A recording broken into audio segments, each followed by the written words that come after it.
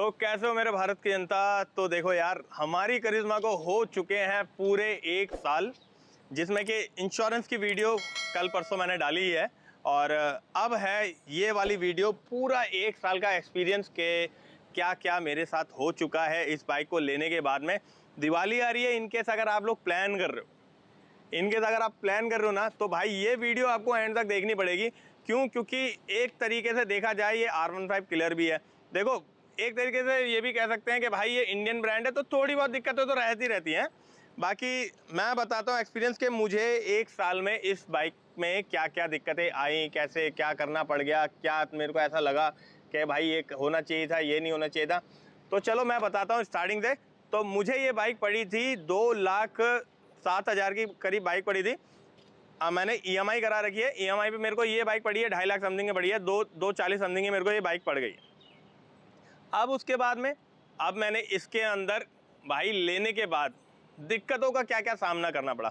दिक्कतों में जैसे बोला जाए तो आपने अगर मेरी वीडियोस नहीं देखी तो भाई पहले तो जाओ वो वीडियोस देख लो कि क्या क्या दिक्कत आई थी। चाहे वो फर्स्ट सर्विस हो, चाहे वो इसकी वायरिंग चेंज हो, चाहे अपना मीटर हो, चाहे वो पेट्रोल टैंक का हो, मतलब दिक्कतें बहुत ज़्यादा थी।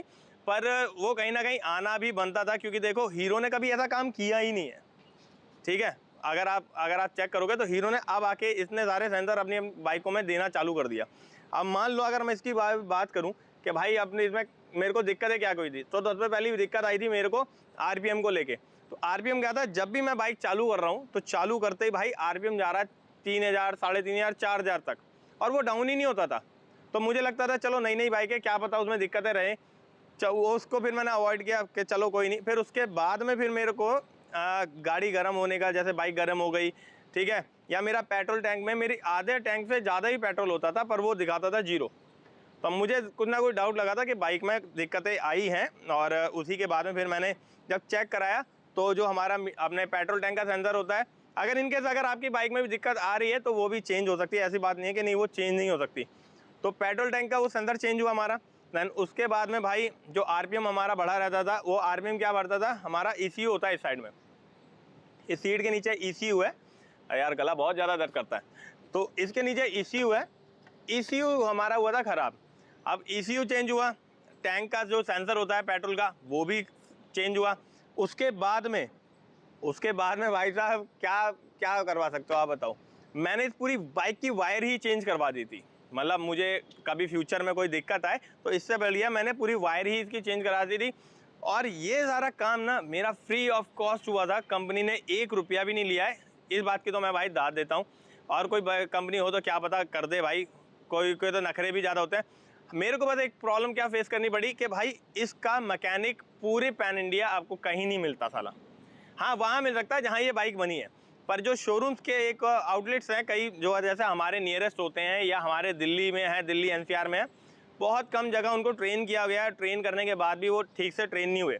मतलब एकदम से ट्रेन नहीं हो सकते ना कि एकदम से बाइक लॉन्च कर दिया और ट्रेन कर दिया 5 दिन में, तो इस बाइक के लिए नहीं था। बात करूँ भाई सेंसर इसके अंदर 1 नंबर के सेंसर दे रखे हैं, हर एक चीज़ में सेंसर दे रखे थे।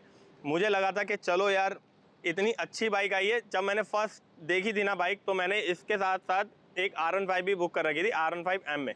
अब M मैंने कर रखी थी, पर जब ये बाइक देखी ना, फर्स्ट टाइम मैंने बाइक देखी, भाई साहब कसम से बता रहा हूँ आई कैचिंग बाइक है। अगर आप प्लान कर रहे हो करिश्मा XMR लेने का प्लान कर रहे हो तो भाई कहीं लिख लो साला येलो ही लेना। और येलो लेने के बाद में ये जो मैंने करा रखा है ना, ये वाला भी, ये भी येलो करा दिया था, ये ज़रूर करा लेना। क्योंकि मोस्टली बाइकों में क्या है ना, मुझे फील नहीं आया। काफ़ी बाइक देखना अपनी करिश्मा, जब तक ये पूरा येलो नहीं था ना, मेरे को भी फील नहीं आया। मैंने क्या स्पोर्ट्स बाइक भी है क्या, वो ऐसा लग नहीं रहा था। तो मैंने वो पूरा येलो ही करा दिया था। और आप लोगों को दिख ही रहा होगा, पेंट से मैच खाता हुआ लिया था मैंने। देन उसके बाद मैं बात करूँ, फिर इसके बाद मैंने क्या करवाया क्या भाई साहब, पूरी बाइक पे लैमिनेशन करवाई। क्योंकि येलो कलर है, येलो कलर में दिक्कत रहती है। तो येलो कलर में दिक्कत के बाद मैंने लैमिनेशन करवाई। लैमिनेशन के बाद में लोगों ने मेरे से डिमांड करी कि भाई 10R वाले मिरर लगा दो इसके अंदर। मैंने भाई 10R वाले मिरर भी लगाए इसके अंदर। और ये ना ऐसा वैसे जुगाड़ से नहीं था, मतलब एक प्रॉपर हम लोगों ने पार्ट बनाया। पार्ट बनाने के बाद में इसकी वीडियो डली हुई है हमारे चैनल पे। मतलब मैंने जो भी काम कराया है ना, जो भी काम कराया वो सब की मैंने वीडियो आपके चैनल SK फूड गियर पे डाल रखी है। तो भाई जाओ, पहले चैनल पे अगर वीडियोस देखनी है तो भाई जल्दी जाओ, आप मेरे डिस्क्रिप्शन में जाके चेक करो, अपना मेरा इंस्टा आईडी मिल जाएगी और उस पर जाके मेरे को भाई मैसेज भी कर सकते हो कि इस बाइक को लेके क्या एक्सपीरियंस रहा है, क्वेश्चन आंसर चलते रहेंगे। दैन उसके बाद में मैंने क्या करा, अपनी टेल्ड आईडी भी रिमूव करवाई। टेल्ड आईडी मुझे बहुत सस्ते में पड़ी थी, क्योंकि अपनी बातचीत थी, हमारे राजू भाई ने चेंज करी थी ये, और ये पड़ी थी सिर्फ और सिर्फ मेरे को 600 रुपये की। जो 10R के मिरर पड़े थे ये पड़े थे मेरे को 1800 रुपये के। लैमिनेशन कराई थी पूरा, मतलब येलो वगैरह करवा के पूरी बाइक पे लैमिनेशन, वो 4000 में कराई थी। तो ये था पूरा खर्चा। अब इसके बाद में अब आपको लगेगा कि भाई मैंने इस बाइक में क्या ऐसा करवाया जो मेरे को ज़्यादा दिक्कत है, ज़्यादा इसका नहीं। तो देखो, पहले जब मैंने सर्विस करवाई तो मुझे लगा था कि सर्विस ज़्यादा होगी, पर भाई 1150 रुपये की सर्विस है इसकी सिर्फ। आप लगाओ, अभी मैंने आपको इंश्योरेंस नहीं बताया, इंश्योरेंस मैं चेक कर चुका हूँ, बस ये है कि धीरे धीरे उसकी वीडियो भी आएगी। अभी मेरा इंश्योरेंस एक्सपायरी हो गया है, पर पैसों की कमी की होने की वजह से भाई इंश्योरेंस नहीं हुआ। अब आपको मैं बताता हूँ कि R15 ना लेके आप ये वाली बाइक ही क्यों लो। देखो, सबसे पहली बात, अगर मैं आपको ये बोलूँ कि भाई स्प्लेंडर, बुलेट और R15 एक कॉमन बाइक हो गई है, एक कॉमन बाइक है, ये आपको हर रोड में मिल जाएगी, ठीक है। दूसरा, मैंने भी करी थी, मुझे भी लगा था यार R15 एक जापानीज कंपनी है और भाई उसका जो इंजन है वो रिलायबल है। हाँ, इंजन की मैं बात आपको पहले बता दूं भाई, आप ये सोच के लो कि इस बाइक का इंजन आपको साइलेंट मिलेगा, नहीं भाई, इस बाइक का इंजन साइलेंट नहीं है, ये चालू होते ही बता देगा कि भैया मैं हूँ चालू। और इसके एग्जॉस्ट नोट आपको मैं गारंटी से कहता हूँ, आपको चेंज कराने की ज़रूरत नहीं पड़ेगी। अब क्यों नहीं पड़ेगी, क्योंकि इसकी आवाज़ ही इतनी कैंट है यार। आप एक बार जब शोरूम जाओगे, दिवाली आ रही है, दिवाली पे आप लोग प्लान करने की सोचोगे। कई लोगों को लग रहा होगा कि मैंने यार नेगेटिव वीडियोस ज़्यादा डाल रखी हैं, या मैंने बुराइयाँ ऐसी कर दी कि न लोग ले ही ना। तो भाई एक बार आप चला के देखो, जितनी भी दिक्कतें होती है ना, कंपनी सॉल्व करने की कोशिश पूरी करती है। मेरी बाइक में भी हुई है, ऐसा नहीं कि मेरी बाइक में दिक्कत थी भाई मेरी वो सॉल्व नहीं हुई, भाई मेरी सॉल्व हुई है। और उसके बाद में अभी क्या था, मेरी बाइक को 1 साल हो गए हैं। मैंने लास्ट वीडियो आपको डाल के दिखाई है कि मेरी अपना जो सर्विस थी वो ख़त्म हो गई थी। अब उसमें मैंने 4 सर्विस करवा पाया था, 5वीं नहीं करवा पाया था। तो कंपनी ने क्या करा, मेरे को कंपनी ने 1 सर्विस और दे दी है भाई। मतलब अगर मैं 6 महीने के अंदर दोबारा से सर्विस करवा सकता हूँ, 1 सर्विस और करवा सकता हूँ सेम प्राइस रेट पे। बस लास्ट सर्विस क्या था कि वो पेट्रोल के पैसे बढ़ गए, जो मुझे 1100 से 1150 से 1200 रुपये का पड़ा, बस वही पड़ेगा। इसके बाद पेड सर्विस की बात कर लेते हैं, तो पेड सर्विस इसकी ज़्यादा नहीं है। पेड सर्विस इसकी सिर्फ और सिर्फ आपकी 1900 रुपये, 1800 से लेके 1900 रुपये के बीच में आपकी ये पेड सर्विस है इसकी। तो भाई बजट में अगर देखा जाए तो बजट में भी है। R15 से ये सस्ती है, पूरी 35 से 40 हज़ार रुपये सस्ती है। क्योंकि अब आप देखोगे R15M के जो मॉडल्स हैं वो जा रहे हैं आपके 235 जा रहे हैं, 240 जा रहे हैं, पर ये अभी भी आपको कहीं ना कहीं 2.7 में 2.7 में तो इनमें मिल ही जाएगी। और जो मेरा फीडबैक है, तो भाई येलो ही लेना। मुझे देखो, ना मुझे रेड पसंद आया करिश्मा का, ना मुझे ब्लैक पसंद आया, ठीक है। तो आपको मैं एक ही चीज़ बोलूँगा कि भाई लेना तो सिर्फ येलो ही लेना, ठीक है। अब इसके बाद में, इन सारी चीज़ों के बाद में आप लोगों का मेरे से क्वेश्चन रहेगा कि भाई मैं ये बाइक लूँ या ना लूँ। तो भाई पक्का लो, मैं कह रहा हूँ पक्का लो, पर भाई उस जगह से लेना, एक प्रीमियम आउटलेट से लेना। ये नहीं कि नहीं आपके गली के कोने पे खुला हुआ कोई हीरो का शोरूम है और वो दे रहा है कि हाँ हम करिश्मा दे देंगे। मैं गारंटी से कहता हूँ उसके बाद में एम्प्लॉय भी नहीं होगा इसकी सर्विस कराने के लिए। तो एक कोई प्रीमियम आउटलेट देखो, चाहे वो आप दिल्ली में हो, दिल्ली से बाहर हो, या यूपी में हो, पंजाब में हो, लखनऊ में हो, मुंबई में हो, पुणे में हो, जहाँ भी हो, एक प्रीमियम आउटलेट से लो और वहाँ पर ये पता कर लेना कि भाई इसकी सर्विस, इसमें कोई प्रॉब्लम क्रिएट हुई तो वो सही हो सकती है या नहीं हो सकती। क्योंकि देखो, मेरा तो ये था कि मेरे घर से वो 30 किलोमीटर दूर आउटलेट है जो मैंने लिया था। ये दिल्ली की पहली करिश्मा लेने के लिए मेरा ना यही था, क्योंकि यार सबके पास R15 है भाई, मैं क्या फिर नया ले रहा हूँ, मैं मार्केट में क्या नया लेके आ रहा हूँ, आप लोगों को दिखाने के लिए क्या लेकर आ रहा हूँ। क्या हम लोगों से पता चल रहा है आपको क्या दिक्कत है क्या नहीं है। तो भाई मैं क्या लेके आ रहा हूँ, मैं वही लेके आ रहा हूँ ना जो सब लेके आ रहे हैं। पर नहीं भाई, कुछ नया लेकर आए और इसमें दिक्कतें भी आई, सॉल्यूशन भी आया, ठीक है, प्रॉब्लम भी, सब ठीक था यार। तो एंड ऑफ द डे, अगर आपको प्लान कर रहे हो अपनी दिवाली पे इसे लेने की, तो भाई जाओ ज़रूर लो, पर एक ही कंडीशन होनी चाहिए, प्रीमियम आउटलेट होने चाहिए, प्रीमियम आउटलेट जहाँ पे आपके इसको एम्प्लॉय मिल जाए ठीक करने के लिए।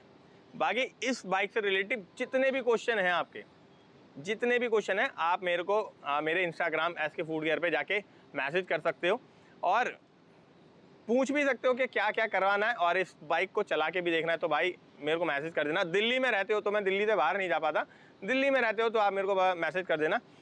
बाकी भाई चैनल को सब्सक्राइब कर लो और ऐसी बहुत सारी वीडियोस आती रहती हैं। बाकी लुक चेक करो यार, लुक चेक करने के बाद ही पता चलता है कि क्या होता है इस बाइक का, क्योंकि ये बाइक ना इस प्राइस रेट में भाई बहुत ज़्यादा गजब कतल ही ढा जा देती है। अब मैं अगर आपको इस बाइक की मैं बात करूं तो देखो दिखाता हूं मैं आपको। देखो मैंने पूरी रॉ चलाई है बाइक। अब पूरी रॉ चलाने के बाद में देख रहे हो ऐसे पूरी रॉ चलाई है। अब रॉ चलाने के बाद देखो मेरे को क्या हुआ, मैंने कोई क्रैश गार्ड वगैरह यहाँ नहीं लगवाया, जिसकी वजह से मेरे ये स्क्रैच देख सकते हो। पर ये भी इसके ऊपर है, हमारी लैमिनेशन के ऊपर है। लैमिनेशन क्यों जरूरी होती है, इसी वजह की जरूरी है। देखो ये मैं लैमिनेशन उतार दूंगा तो ये उसी की वजह से है। दूसरा इसके अंदर जो ये फीचर्स मिलते हैं भाई, जैसे हमारी विंडशील्ड वाला, तो मैंने पूरी साल में कितनी बार यूज़ किया होगा इसको, ठीक है। ये बटन दबा के ऊपर करना नीचे करना, इसको मैंने कितनी बार, भाई मुश्किल से मुश्किल मैंने 10 बार भी यूज़ नहीं किया इसको। मेरे को ज़्यादा पसंद ही नहीं है, जैसे अगर लगता है तो कर देता हूँ, नहीं तो ये नीचे रहता है, मैंने यूज़ ही नहीं किया। बात करूँ इसके टैनर वाली मिरर की, तो टैनर वाली मिरर भाई साहब फुल, आपको इसकी वीडियो भी मिलेगी चैनल पे। देखो पार्ट बना रखा है ना मैंने बाकायदा। मैं कह रहा हूँ इसको पकड़ के आप हिला लो। देखो देखो ये देख रहे हो, ये देखो इसको हिला लो चाहे बेशक, कोई दिक्कत नहीं पड़ेगी।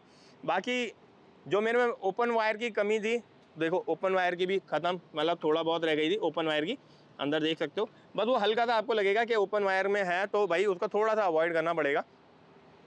अब काफ़ी लोग बोलते हैं कि यार इतनी अच्छी बाइक बना दी, इसके बाद में आपके पास में क्या, ये वाली बातचीत बहुत ख़राब लगी कि हाँ यार ये वेल्डिंग वाले सामने होते हैं।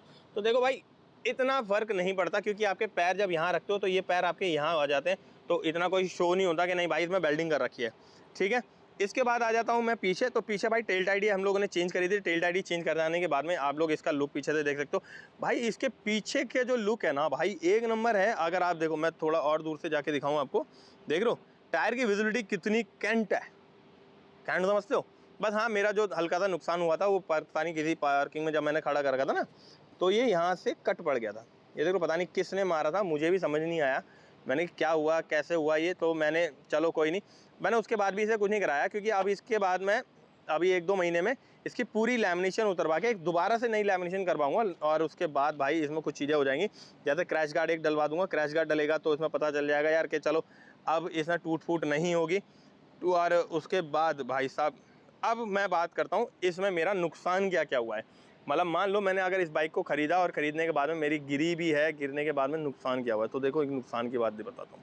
जब मेरी ये बाइक इस साइड से ये यहाँ से गिरी थी ना, तो ये चटका था, देखो हल्का सा ये चटक गया था, हल्का सा उधर भी चटक गया था, ठीक है।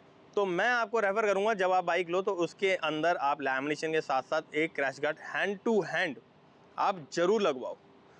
क्यों लगवाओ, क्योंकि भाई दिक्कत आपको पड़ जाएगी फिर बाद में। मेरी जैसी बॉडी चटकी ना, ऐसे शायद कहीं आपके उसमें चटक जाए तो अच्छा नहीं लगता। बाकी इंजन आप लोग देख सकते हो अभी भी नीट एंड क्लीन इंजन है। ऐसा नहीं कि मेरे में ऑयल की कोई कंप्लेन थी, ऑयल की कोई कंप्लेन आई नहीं। बस इस वाली जो वायर की थी, मैं बोल रहा था ये जो ओपन वायर कर रखा था, तो इसकी तो मेरे को कोई इतनी दिक्कत नहीं आई। मुझे लगा था कि देखो मैंने इसकी कंप्लेन क्यों करी थी, कि मुझे लगा था कि ये इंजन के ऊपर है तो ये कहीं ना कहीं जला ना दे यार, मतलब ये तार जल गया तो कहीं वो शॉर्ट हो गया तो ठीक नहीं रहता।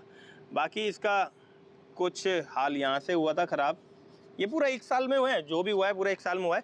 बाकी 1 साल में बाइक कितनी चली है वो भी दिखा देता हूँ आपको। चेक करो, मीटर साफ कर देते हैं, देख लो 4772 4772 की ये अभी तक चल चुकी है 1 साल में। क्योंकि भाई यार मेरे पे एक बाइक और है तो मैं उसे भी चलाता रहता हूँ, तो मेरे को ये बाइक कम ही चलती है। पर जब भी मैं बाइक लेके निकला हूँ ना, इस बाइक से भाई साहब काफ़ी बंदे देख के मुड़ के एक बार ज़रूर देखते हैं यार ये बाइक गई कौन सी है। तो भाई मुड़ के देखने वाली बातचीत तो है ही यार इस बाइक में। और बाइक में जो एग्जॉस्ट नोट है मैं एक बार उसकी आवाज़ भी आपको सुना देता हूँ, ठीक है। माइक निकाल लेते हैं। ये देखो,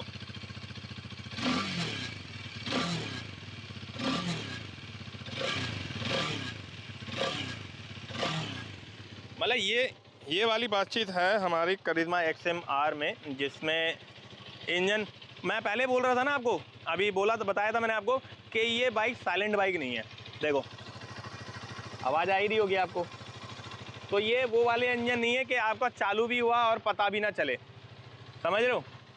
तो आप जब भी जाओ शोरूम पे, मैं कह रहा हूँ इसे 100.10% ले लो, पर भाई प्रीमियम आउटलेट लेना जहाँ पर इस बाइक की आपकी सर्विस हो सके, कोई कमी आए तो वो रिपेयर हो सके।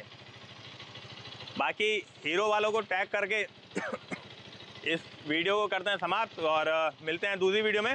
और आई होप आपको ये वीडियो अच्छी लगी हो। तो भाई वीडियो अच्छी लगे तो भाई को इस बाइक के लिए सपोर्ट बनाए रखो, आएगी धीरे धीरे और भी वीडियोस आएंगी इसके ऊपर, क्योंकि अब आएगी इंश्योरेंस, और इंश्योरेंस क्या कितने का हुआ है इसका, कितने का नहीं, क्योंकि अब इंश्योरेंस एक्सपायर हो गया, थोड़ी सी पेनल्टी लगी, पर वो पेनल्टी को हटा के मैं आपको इंश्योरेंस बताऊंगा क्या कितना है, क्योंकि भाई ऑफ नहीं मिल रहा है।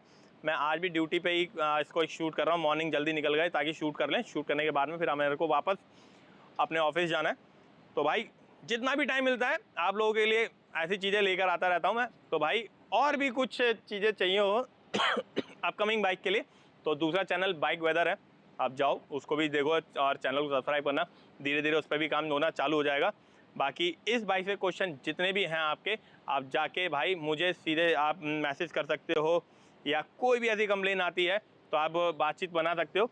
बाकी मिलते हैं दूसरी वीडियो में, और ऐसा ही प्यार बनाए रखो भाई। जल्दी से 7000 कर दो, आज लगे पड़े हैं, और मिलते हैं दूसरी वीडियो में बहुत जल्द।